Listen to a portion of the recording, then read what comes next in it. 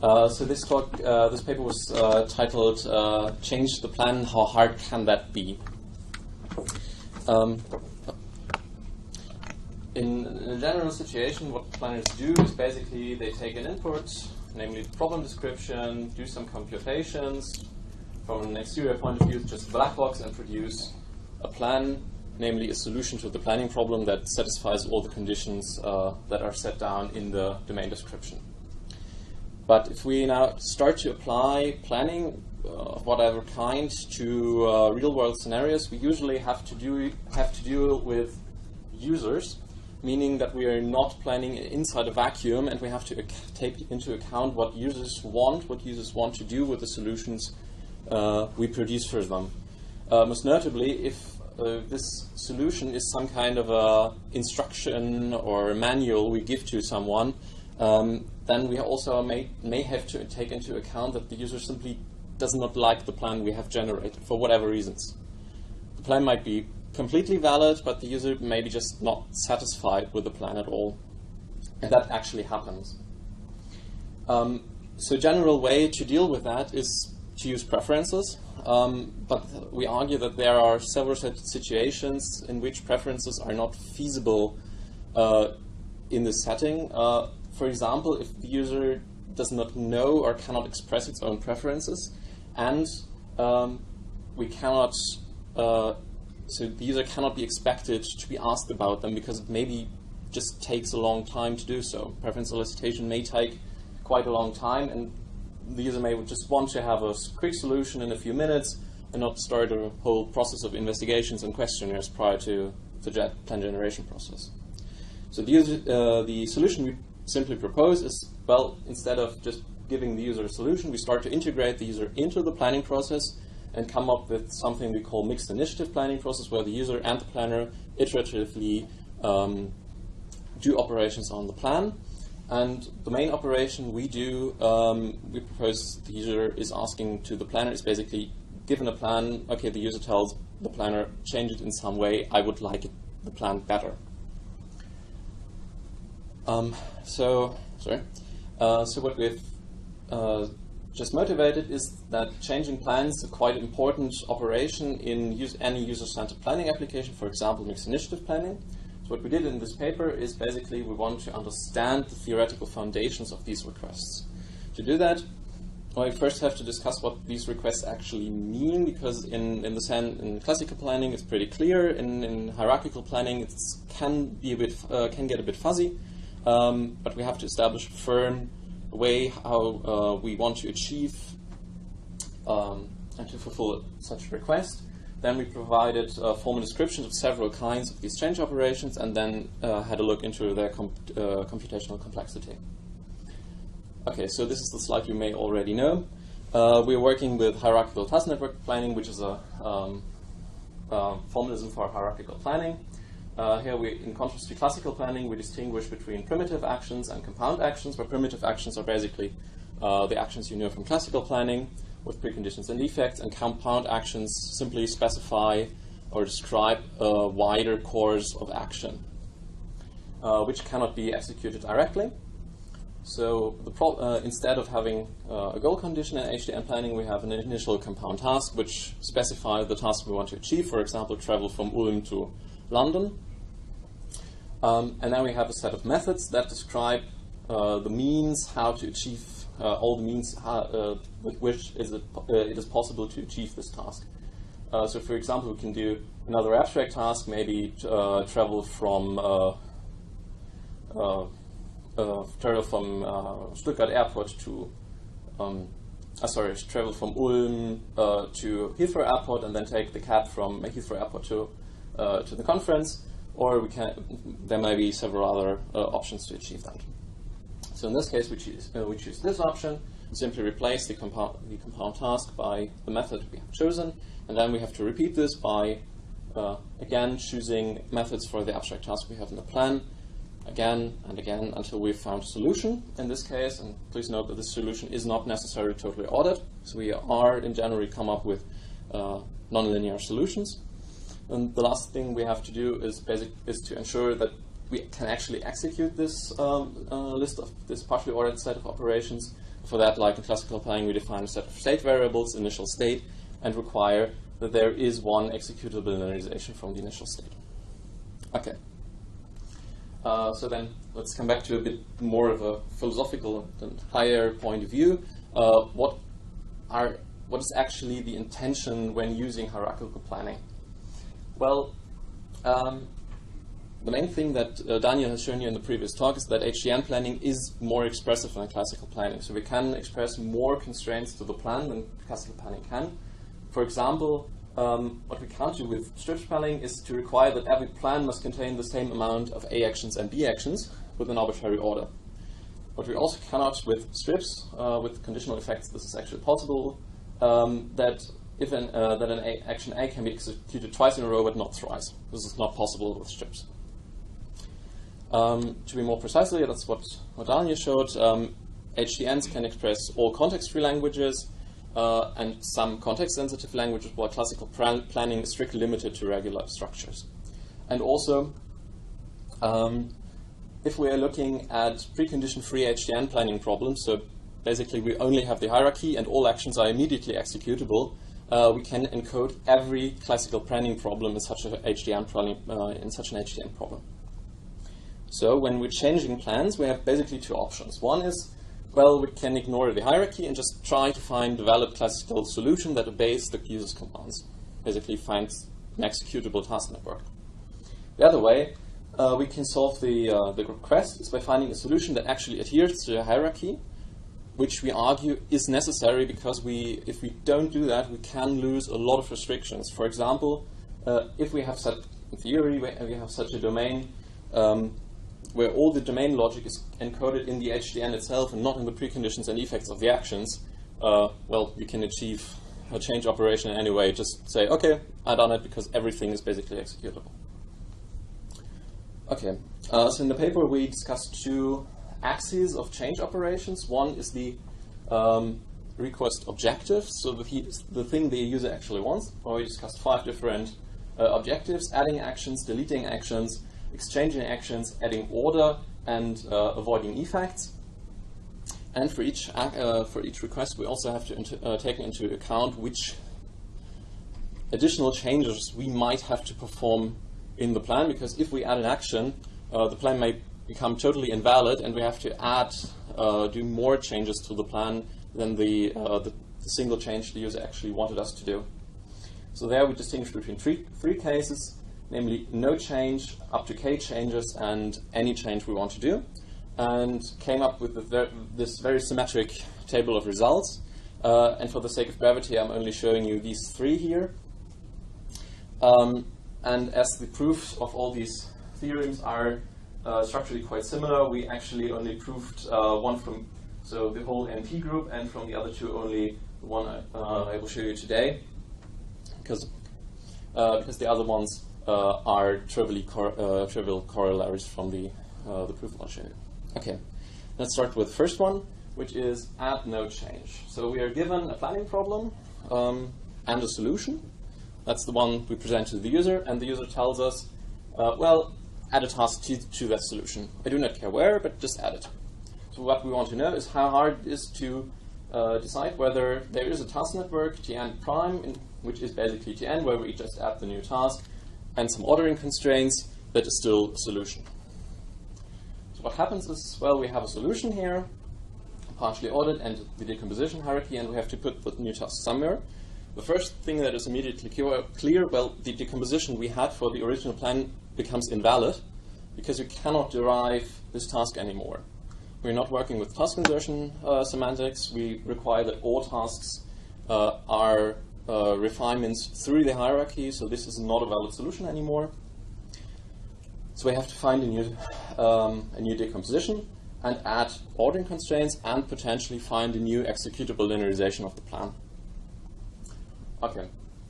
The reduction works to another problem we've discussed last year at ICAPS, which is the plan verification problem, which is a bit simpler. We are just given a planning problem and a task network and are asked, well, is this task network a solution to the HDN planning problem? So what do I have to check in this case? It's pretty obvious. Well, we have to check whether the task network is a refinement of the initial abstract task, whether it only contains primitive actions, this is just a sanity check, and we have to check whether it's executable or not. Unfortunately, this problem is already NP complete. Okay. Based on that, we can show that the add-node change request is also NP complete. The membership proof goes like that. Well, we simply add the task to the task network we are given, add some additional ordering constraints, and then use the NP algorithm we are provided from the verification problem to determine whether it's a solution or not, and just return that result. Okay, hardness, it's obviously a reduction from the verify TN problem. So what we are given is a task network to be verified and a domain, and the question we have to decide is whether this is a solution to this planning problem or not. Well, the first problem we have is that we actually have to, for the add node change operation, we have to provide a valid solution to which we only are allowed to add a single operation. But we aren't even sure whether this task network even is executable at all. Fortunately, there is a restriction in the paper from last year that tells us, well, verification is also NP complete if all primitive actions don't have preconditions. So then, this task network here is trivially executable. To make it a solution, we just have to add a new compound task and a method that just derives this task network. And then we can add a second method that derives a completely new task and the original domain. And then we can simply ask, well, given this solution, can I add TA to that solution? And if so, we can derive this task network from the original domain. If not, well, it's simply not possible. Okay. The next operation, ordering with k additional changes.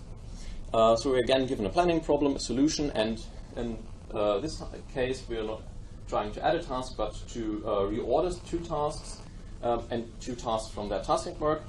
And we want to find a solution in which T1 is ordered before T2 and can perform up to k following operations, namely adding and removing tasks and adding and removing ordering constraints. Okay, so what we have to do is, well, we want to add this ordering constraint. The thing is here, well, it's not trivial. One might argue, well, this must always be a solution, but no. We actually have to obtain the ordering constraint from the hierarchy, and this ordering here may make our linearization we have found the only way to execute this plan invalid. So we may have to remove tasks. Obviously, then the decomposition becomes invalid. We have to add new tasks, new orderings, and find a completely new way to obtain these tasks through decomposition. Okay.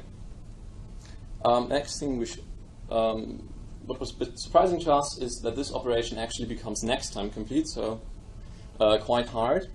Membership proof, again, is pretty simple. We just guess the number of operations, perform these operations, and then use the NP algorithm for verifying task networks to check whether it's a solution or not.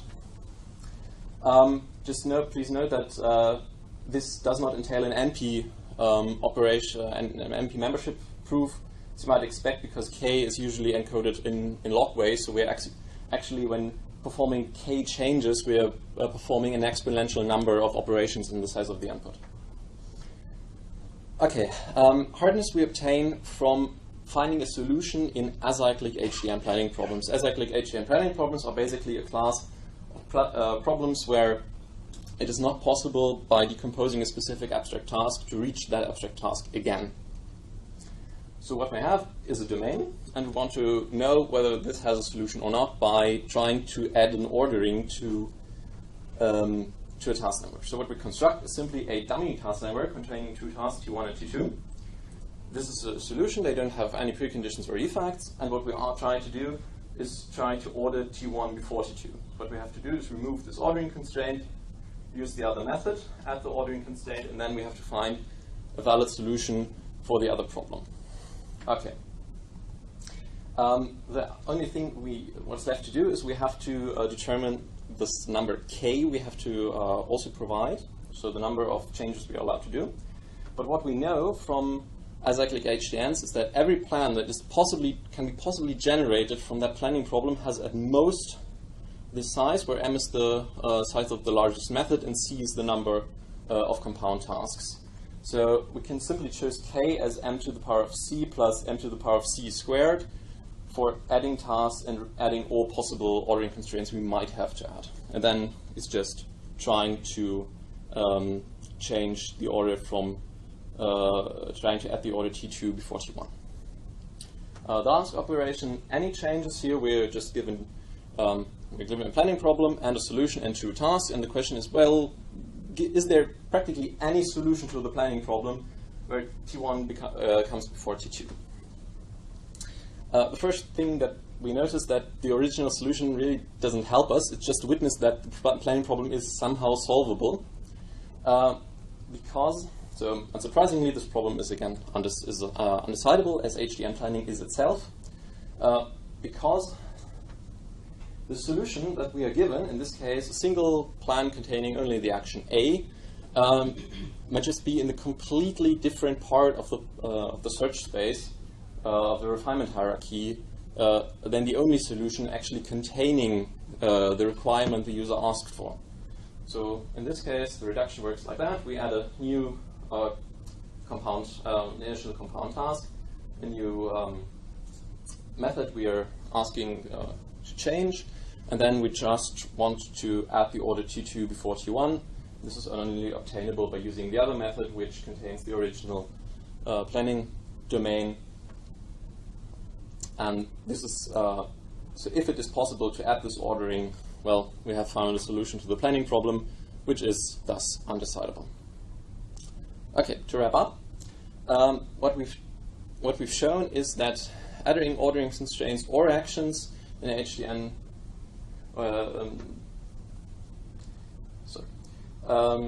or actions to HDN plans and deciding whether this is possible is NP complete if we aren't allowed to alter anything else in the plan. It's next time complete if we want to perform up to k additional changes, and it's undecidable if we're allowing for arbitrary additional changes.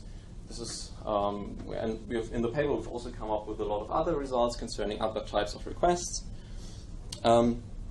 And this is, as far as we know, the first theoretical investigation into requests that play a role in mixed initiative processes in planning. Thank you very much. Thank you.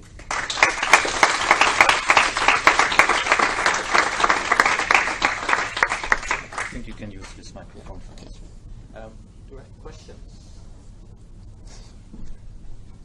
Now that we have 2 microphones, I was expecting no questions.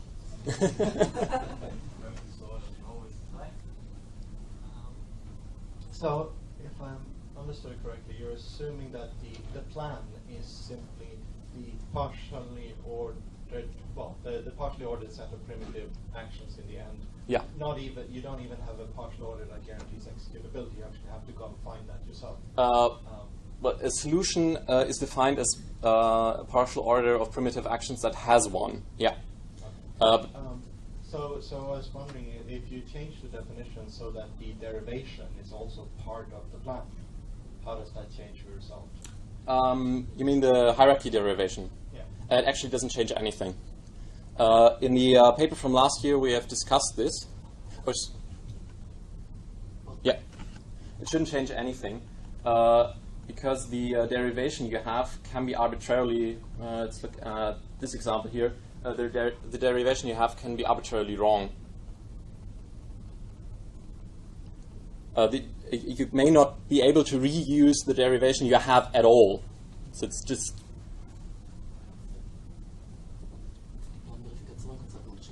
Yeah, obviously for verifying, just my colleague just said that for verifying plans, it's obviously, if you have the derivation, it's pretty simple. Just have to check it. It's, I think it should be quadratic in the size of the plan. I guess if the derivation is actually considered part of the plan, also from a user's perspective, then, and I guess that's maybe a direction you wanted to go into, then the changes to that would also affect kind of the size of the change, if you know what I mean, like something that only has like one more primitive action, but a completely different derivation would be considered a completely different plan in that sense. Yes. So it would be kind of quite different cost model. Yeah. Do we have further questions? So I have one very simple question. If you go to your last slide, if I understand correctly, from what you said in your proof, so the exponential blow up in the second result is only due to the magnitude of the change. Like yes. Only it's kind of, let's call it pseudo NP, right? Yeah. Like, okay, because I guess from a user's perspective, maybe you're not so interested in applying with a million changes anyway. Yeah, right? yeah. So we actually argued that in the paper that this next time result isn't really relevant in practice because we can probably abort such a k-change operation if we're trying to change more than maybe 10 things in the plan. Yeah. And if we, I think if we assume that the k is encoded unary, we pretty much easily can obtain the result. This is then NP complete.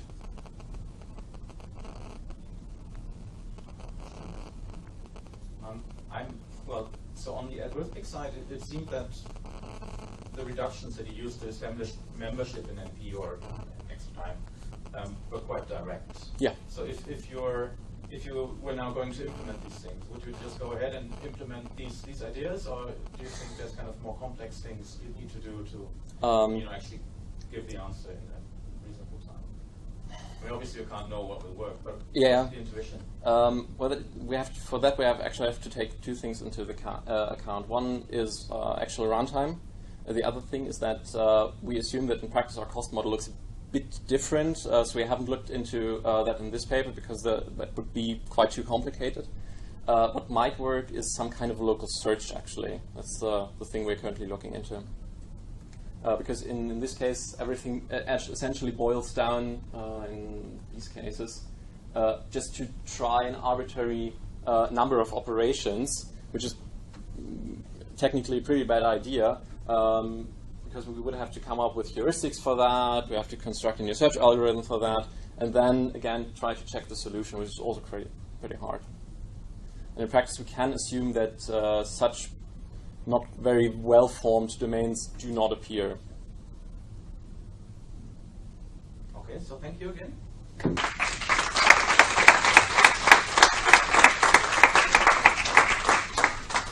Our third presentation will be given by Ron Alford. Quite a long title, Bound to Plan. So, okay.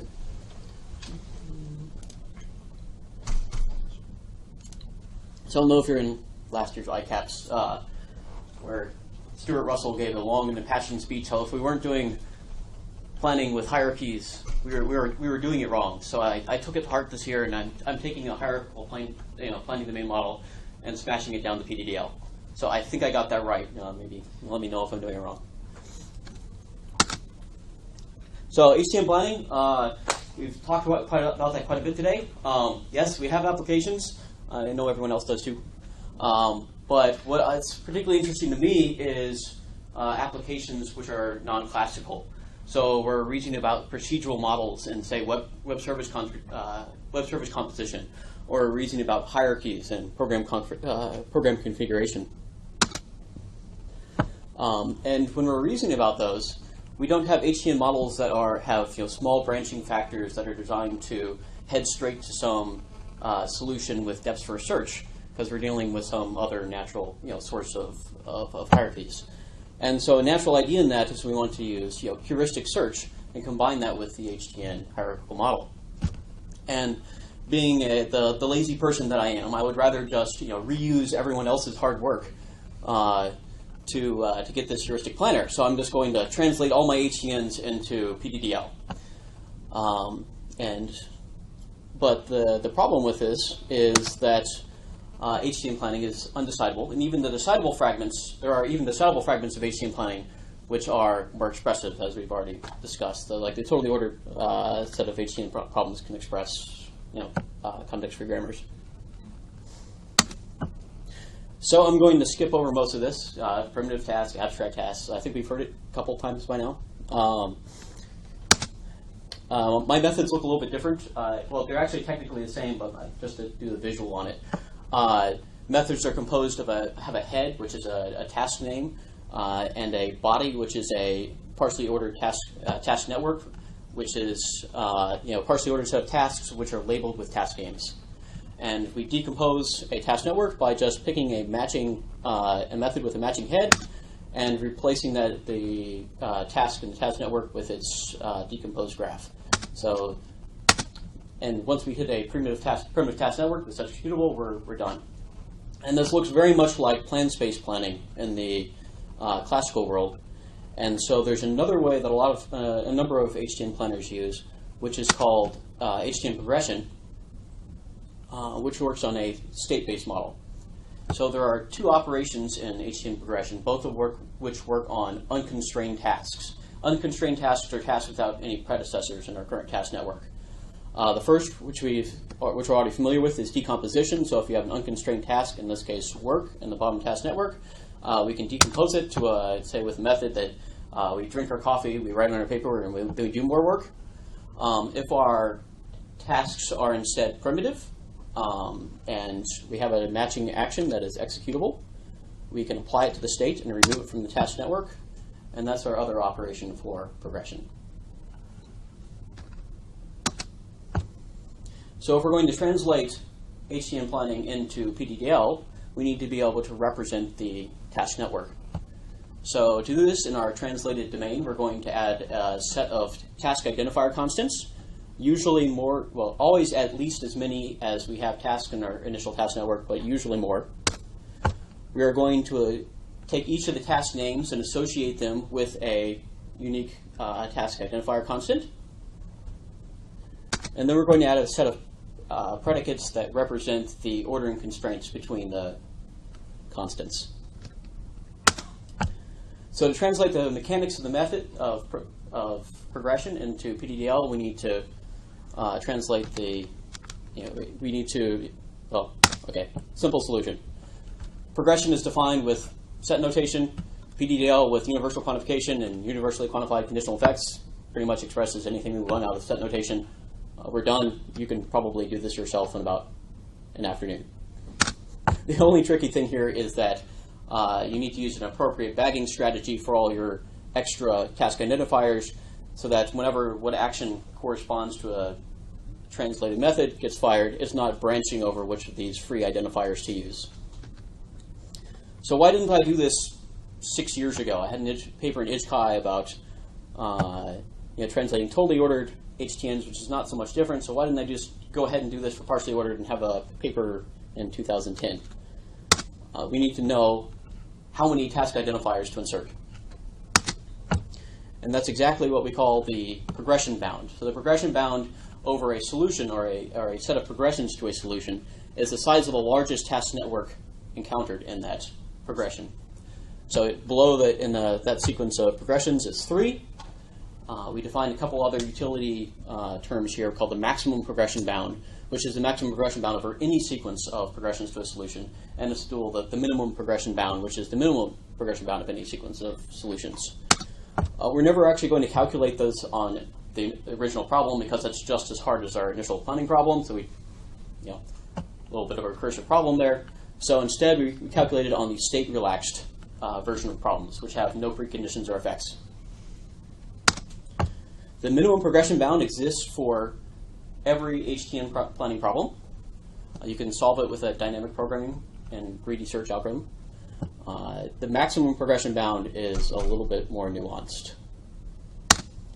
So for state-relaxed problems, the maximum progression bound exists and is finite if and only if the problem is tail recursive. So if we have all tasks in our set of methods can only decompose them into themselves via the last task of every method in that chain of decomposition. Tail recursive problems are identified by a syntactic test called R stratification, which is just a set of rules to assign a natural number to each task name. So here we have the last task in every method is on an equal or lower stratum to the method's head. So below we have a method for work that decomposes into drink, write, then work. Work is the last task, so it's on a less than or equal to a stratum than itself, which is fine. Drink and write are not the last task, so they have to be on strictly lower strata. So we can come up with a stratification for it. Drink and write could be on the same stratum. The reason why we did not is that we're looking for maximal stratifications where two tasks are going to be on the same level if and only if they're mutually recursive. So the stratification itself gives us a quick bound on the size of progression. Unfortunately, or for tail recursion problems where it exists. The problem is that it's exponential, and planners don't like that very much. So we want to find exact maximum progression bounds for the state relaxed problem. And we can do that by just going bottom up through the hierarchy.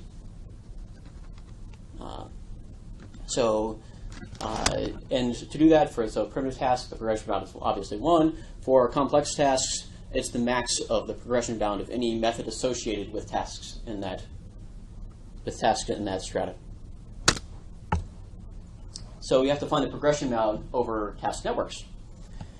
And so we have a theorem in the paper for tail recursive problems that if the progression bound of, say, A here is 6, then if it appears in the task network, that it adds either 0, 1, or 6 to the progression bound of this task network. And so we can use that to kind of set to lower bound the progression bound here. So the progression bound here is at least 6 for A plus the 1 for each of the 5 remaining tasks. If we chose to progress B or A out of the task network, it would be 5 for B plus 3 for C plus 3 for the remaining tasks. And finally, if we progress C out, it would be 5 for each of the B's and 2 for the remaining tasks, which is 12, which is our actual maximum progression bound for that network. But if we're going to do this in polynomial time, we don't want to be using exhaustive search. It turns out this can be transformed into the maximum weighted independent sets for transitively closed directly acyclic graphs. So yes, thank you, I think, Daniel and Gregor for finding that. I'm not sure quite who was exactly responsible for finding that result. So we label each of the tasks with their maximum progression bound. We add some dummy weight constraints, which we can select whenever there's whenever one of the predecessors have been chosen. And then we just simply run the maximum independent set algorithm on there, and tasks to the left of the ones we select constrain or have a transitive edge to the ones we've selected, so they obviously can't be added to the independent set. And for the tasks to the right of the selected tasks, all of their dummy weights can be selected because there's no constraint between the two. So that gives us a polynomial time algorithm for finding maximum progression bounds of state-relaxed HTM problems. So we put it in practice. Can classical planners efficiently handle translated HTM problems? And to do this, we took 3 domains from my ICAPS 09 translation for totally ordered HTM problems. And we ran 2 planners on it in the paper, Jasper and BFSF. And here's just the results for Jasper, and just one of our translations.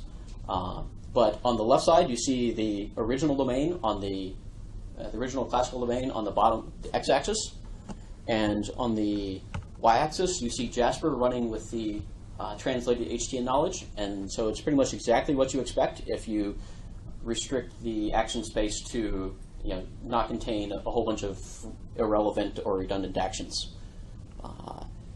We can also compare it with the ICAPS 2009 translation, which, given the fact that they have exactly the same search space, but it's just a slightly different representation, it's pretty much what you expect. But so what's the advantage, right? Now we can do, the original translation was for totally ordered HTNs, and now we can do partially ordered HTNs. We are also providing the automatic bounds for tail recursive problems. So what happens if we go and run this algorithm on HTM problems in the wild, such as the wild is in academia? And can we can we find reasonable progression bounds, and can we use classical planners to solve them when they're translated with those progression bounds? So to do this, we took 60 HTM problems from the hybrid HTM planning literature. We looked at their minimum. We calculated their minimum and maximum progression bounds. The domains marked with an asterisk are non-tail recursive. When translating these, we just picked an arbitrary upper bound for the translation, or for the progression bound. For these, we translated each problem. We ran Jasper on, that range between the minimum and maximum progression bound forms a feasible set that we can translate the problems for each one of those feasible combinations. And we ran Jasper on each of those translated problems 10 times, and BFSF too. And it turns out that with the ADL translation, Jasper solves 74% of the translated instances, covering all but one problem. So sometimes the maximum progression bound or whatever we picked was a little bit too high, and so we had to the lower ones. So the planner just choked. So we needed a lower progression bound. If we look at just the tail recursive instances, we solved 78% of those, covering 41 out of the 50 problems with the maximum progression bound calculated by our algorithm. So we didn't need to go lower on 41 out of the 50 problems. If you look at satellite, the progression bound is can actually return exponentially large numbers in the size of the hierarchy, just like the worst case for looking straight at the stratification. So we did not need a maximum progression bound of 40. The maximum observed progression bound we ever saw in the satellite domain was 14. So to conclude, the translation seems to work on problems in the wild. We included 2 strips compatible translations that are useful for, say, optic, at least the version of optic that could not handle non-positive, negative preconditions. We provided practical translation bounds for many HTN planning problems, but this isn't quite the end of the work. Even though the translation seems to be fine, there's a lot of work to do on bounding. So if we did the bounding on just the task identifier symbols in the network, so we kind of chucked all the variables that were in there. As smart grounding would eliminate some of the methods, we could do a reachability analysis. We could look at domain reformulation to change the size of the progression bound. And in the end, there are problems that we can't solve with translation. And so there is going to be a point when we need to have directed adaptation we need to directly implement heuristics for HTN planning. And that probably looks like trying to adapt classical heuristics, although we have reasons that this isn't straightforward. So HTN planning with delete-free HTN planning is NP complete for the plan existence problem. So thank you.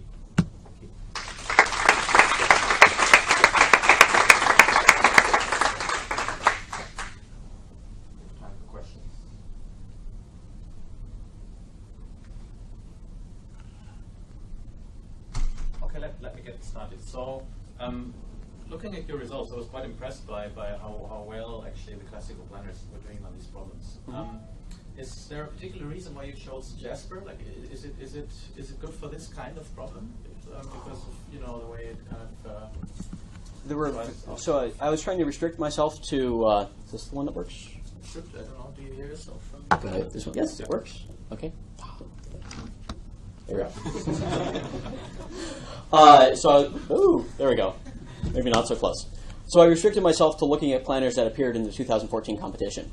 And of those, there are very few that supported, that at least claimed to support universal preconditions, universally quantified conditional effects, and derived predicates. And so for that translation, that was pretty much like the only one, roughly. There were a couple. There might have been a couple. We also did BFSF, mostly because that was the farthest distance in terms of implementation. So BFSF is the iterated width algorithm and almost entirely different code base from Jasper, which is fast downward base. So that was the reason for the 2 choices. One to support ADL, one to try to get as much distance as possible to look at the script translation.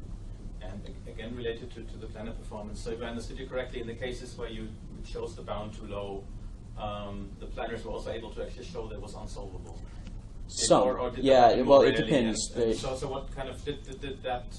I'm even more surprised that in the case where there's no solution, they'd be able to find that, because I kind of was fearing that there'll be a load of possibilities and just doesn't know where to go, and we'll have to try them all out essentially blindly. Yeah. So there seems to be a sweet spot of if you go really too low, it says okay, quick. Some methods you can't apply anymore. It kicks back saying you can't. There's no solution. You can just look at grounding. there's a problem in some of these domains as you approach the actual minimum progression bound of it's almost solvable, and those didn't seem to return very well. And even if you're right at, say, the minimum progression bound of the actual problem, not the state relaxed problem, it's still requires a very restricted solution. So we saw that as we went up, when we allowed the larger progression bound, we were seeing plans with a larger progression bound on them, and so there isn't the planners are making use of that fact. Also, there also isn't to caveat that there's no real correlation between progression bound and optimal solution either, other than that, they bracket it.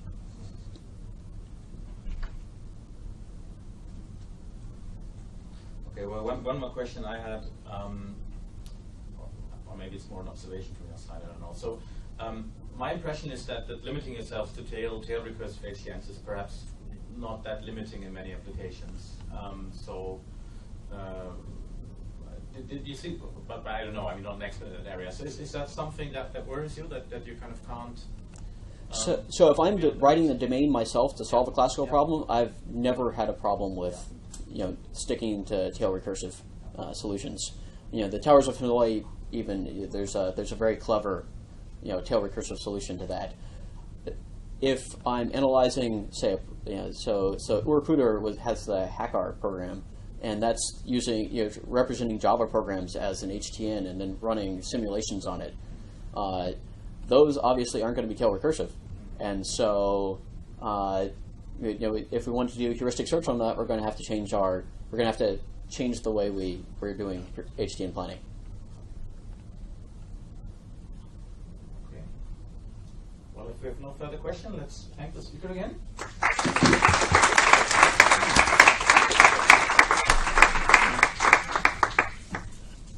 So now we have a tiny bit ahead of time, but this is good because that might allow us to catch the closing remarks downstairs. So I suggest we don't wait for like 2-3 minutes, but let's keep going.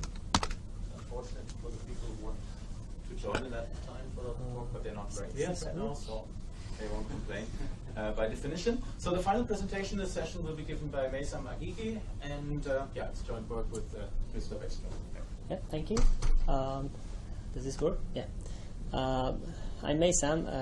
Christer Beckstrom and I have done this work, which is a multi-parameter complexity analysis of cost-optimal and net-benefit planning.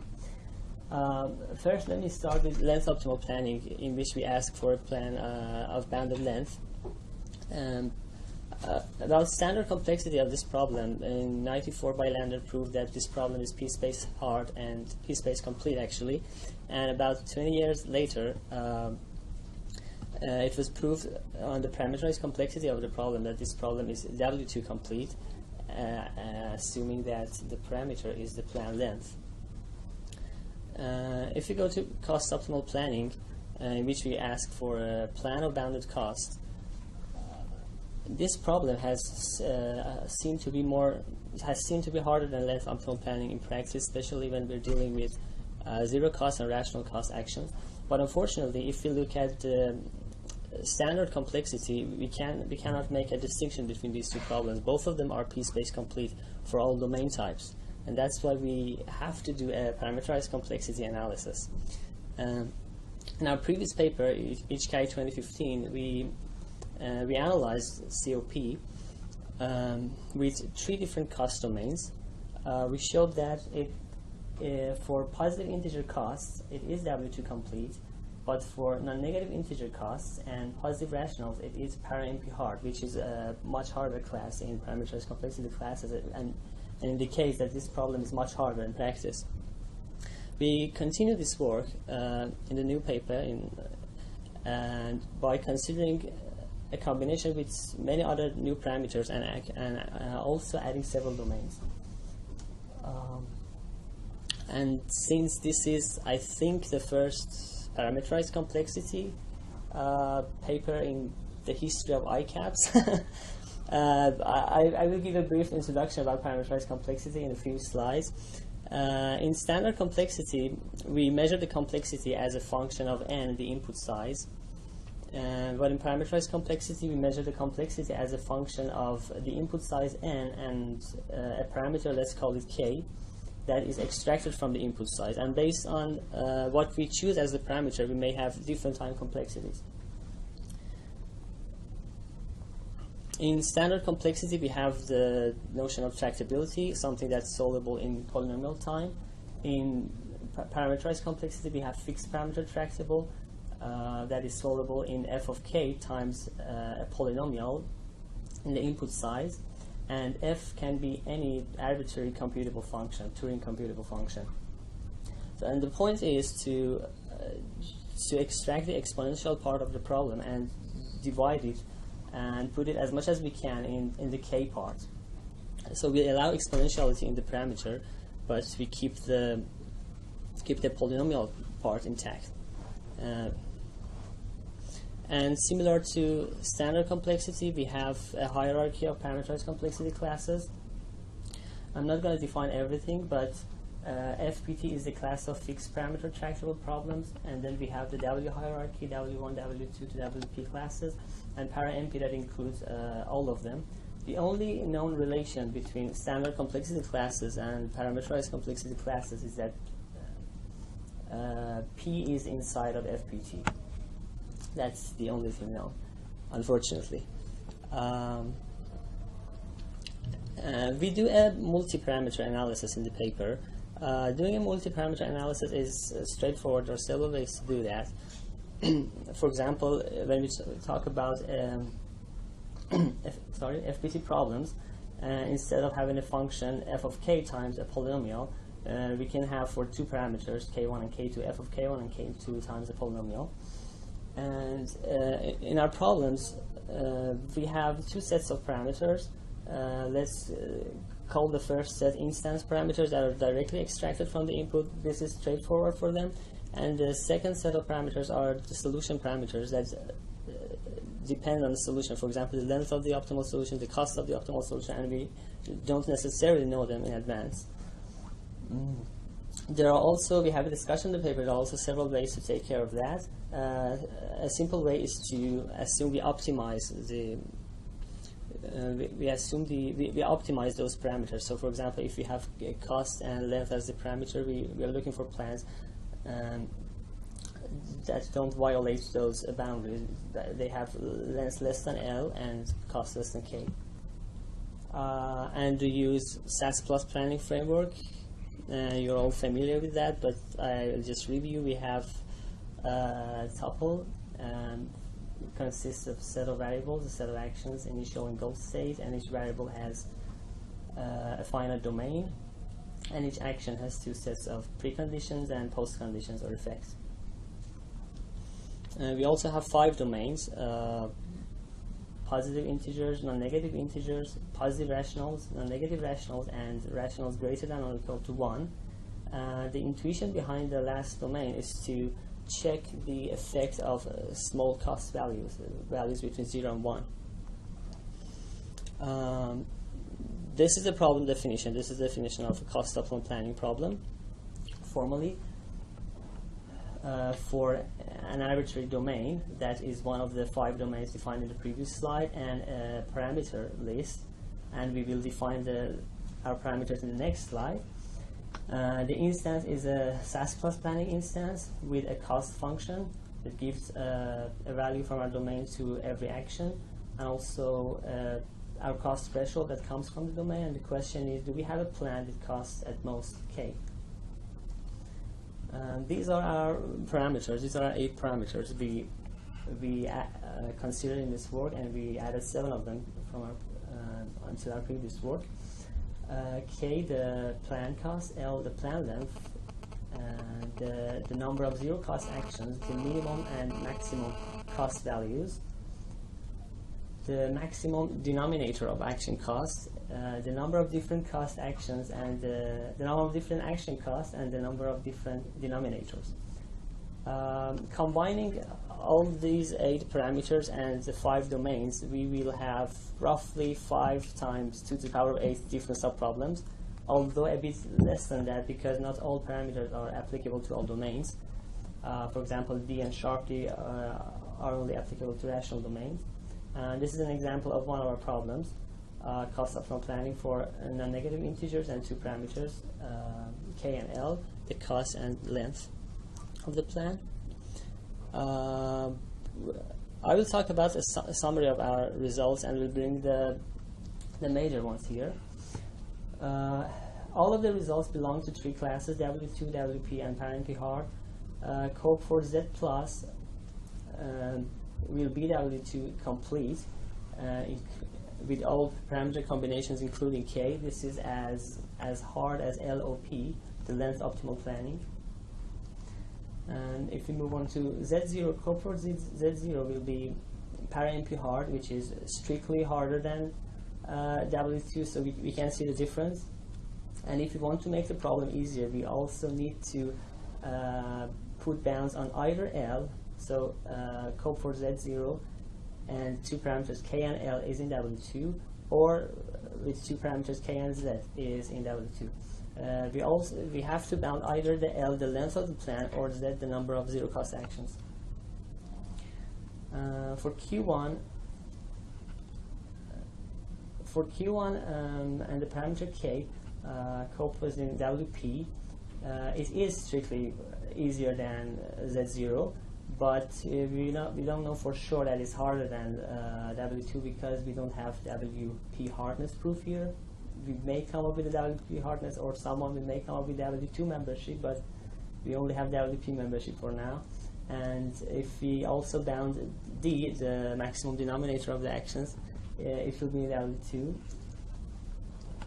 For Q plus, with only parameter K, the problem is para-NP hard, and Q plus includes Q1 and Z plus, so it's apparently harder than both of them. And to make the problem easier, we have to bound either L or C mean, the minimum cost of the actions. And if we bound D, we will be in W2. And finally for Q0 or Q0, that includes all other domains. The problem will remain para-NP hard even if we bound K, D, and C mean. But if we bound L, it will be in WP, and if we bound L, D, and K, or Z, D, and K, it will be in W2. Now, one may ask, what does it mean? I mean, can you interpret the results? I will try to do that in two slides. I picked two of them. For example, cost optimal planning for Q plus for positive rationals. That is para-NP hard for only parameter K, and is in W2 for both parameters K and D, the maximum denominators. We can show that COPE for Z plus and parameter K can be solved in time n to the power of K if n is the instance size, and COPE with positive rationals, parameter K and D, can be solved in time n to the power of K to D to the power of D, which is an exponent that depends only on K and D. Well, this result is not necessarily interesting if we have high values for D especially, and it doesn't necessarily draw a line between these two, but we will do it in the next slide. If we remove D, if we remove parameter D, COPE for Q plus and parameter K cannot be solvable in time n to Ck for any arbitrary positive C, unless P is equal to NP. This result comes from a reduction from satisfiability problem. So basically, it means if we are allowed to use to use large denominators, we can, with COPE for Q plus, we can solve any SAT problem. That is the power of this problem. So, and if we can't solve it in polynomial time, then it will result in the collapse of polynomial hierarchy. And this means, and if you compare, for example, COPE Q plus with k with cope z plus with parameter k, we see the difference, and we see that this result shows that it is strictly harder. And we also now I'm going to move to net benefit planning. We also did a multi-parameter analysis for net benefit planning. I'm going to briefly review the definition. In net benefit planning, we have a SAS plus instance, a cost function, a utility function that gives a value from our numeric domain to every goal, a benefit threshold. And the question is, do we have a plan from the initial state to some state S such that the net benefit is greater than B? And the net benefit is the utility of the state minus the cost of the plan. Net benefit planning, Van den Briel has proven in 2004 that net benefit planning is p-space complete. And we proved in our previous paper that it is para-NP hard if we consider the net benefit value as the parameter. And we have, in addition to cope parameters, all cope parameters are applicable to this problem. And we have 5 more parameters specifically for net benefit, and those are the net benefit itself, the minimum and maximum utility values, and the number of different utility values, and finally the sum of all utilities. And again, we have a set of problems, and there are plenty of results in the paper, but I'm going to summarize them to a high degree here in 2 bullet points, basically. The first one is that minimum, maximum, and the number of different utilities didn't have a great impact on the parameterized complexity. So, assuming that they are bounded didn't decrease the hardness of the problem. However, the sum of all utilities T had through a reduction from a net benefit planning problem with any of the domains, any of the 5 domains. With 2 parameters B and T is FPT reducible to a cope problem with parameter K, and the result of this reduction was that we brought many of the membership results from cope to net benefit planning. And to sum up, practical experiences shown that zero-cost actions, dealing with zero-cost actions are difficult for cope, and unless we somehow take the planlet into control. In our 2 papers, we showed that the hardness is inherent in the problem, so you cannot come up with a smart planner that magically takes care of zero-cost actions. And it seems that taking planlet into account is inevitable. So if you want to make the problem easier, if you want to make it faster, you have to take planlet into account. And also, it's been suggested that when you have positive rational costs, the planning again would be difficult for heuristic search algorithms. And there are some guesses that this is because of the span or ratio of the costs. And again, the result of these 2 papers is that this is also an inherent problem when you're dealing with rational costs. And this is actually because of neither the span or the ratio, but it's because of the minimum cost and the maximum denominator. So those are the important factors that make the problem hard. And thank you.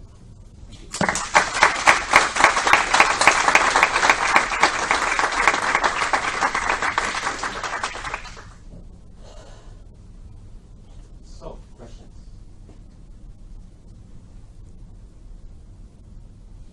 So otherwise, let me get started again. So the reduction you're using between the cost optimal planning and net benefit planning, Yes. is that essentially the same technique that is used, by Bakayda and Geffner for compiling benefit planning to cost optimal planning? We had two proofs for this reduction. I had a proof and Chris had another proof. Actually, this was the story. But his proof was a bit more general, so that's one we use. And yes, the idea was similar to that paper, soft goals can be compiled away. And my proof was similar to, was based on my IIII 2012 paper. It was a counter reduction. In that paper we have a compilation from net benefit planning to plan satisfiability. It's based on that. And actually the idea that we use T came from that paper. May I make an addition of that? The reason we can't use the reduction Bakayda and Geffner is that they require zero-cost actions. It would only be useful for domains that include zero-cost actions. So we need a new reduction which works for non-zero-cost actions also.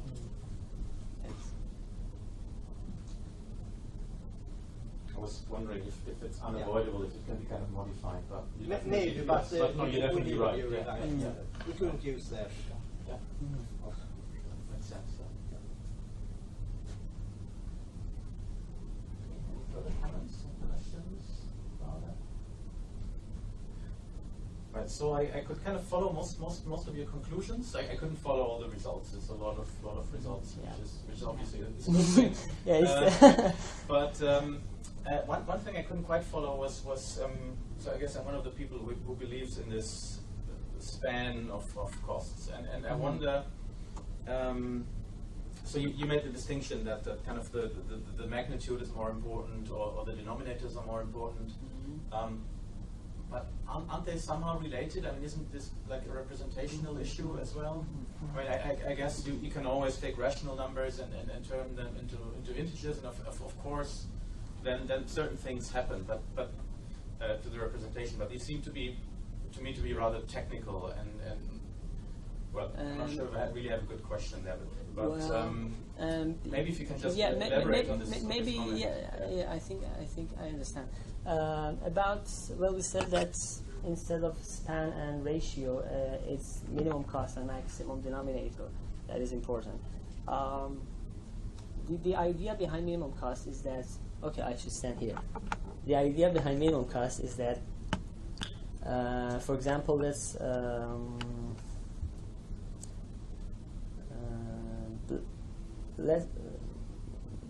consider the Q1 domain when you have cost greater than 1. And let's say we have bound K on the cost. This bound will automatically be on the length as well, because every action has the cost at least 1, and then the length will be at most K. And bounded length is very important. So it could be you may come up with some other, let's say, functions in general, apart from span or ratio, but they depend on this. Yes. Even if they're effective, they depend on this. And the idea behind maximum denominators, if that, let's say you have a list of rational costs, and you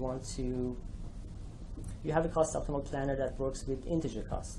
You want to give this problem to that. You multiply everything by the LCM of denominator, least common multiple of denominator. Maximum denominator and that LCM, they are equivalent.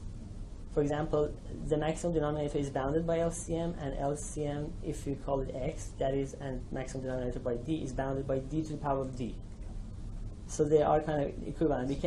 I think we can even replace them with each other, but I'm not sure. So I guess that was my answer. Do you have? The thing is that we are not talking ordinary polynomial reductions here.